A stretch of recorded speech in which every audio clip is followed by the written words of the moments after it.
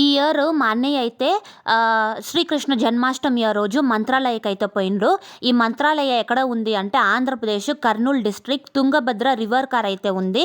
ఇక్కడ ఈ మంత్రాలయలో మెయిన్ ఉండేదైతే రాఘవేంద్ర స్వామి. ఈ రాఘవేంద్ర స్వామికి అయితే శ్రీకృష్ణ అంటే చాలా ఇష్టం.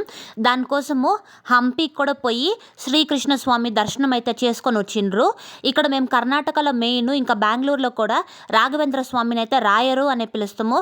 సో ఇక్కడ అందరూ రాఘవేంద్ర స్వామి అని చెప్పినా కూడా తెలుస్తుంది అందరికీ, రాయరు అని చెప్పినా కూడా తెలుస్తుంది అందరికీ. సో ఈ రాఘవేంద్ర స్వామి లేకపోతే రాయరు శ్రీకృష్ణ గురించి చాలా పాటలు, కవితలు అన్నీ కూడా రాసిండ్రు. సో ఆ పెన్నుతో రాసిండ్రు కదా, ఆ పెన్నునైతే వేణుగోపాల అని కూడా పిలుస్తారు ఆ పెన్నుని.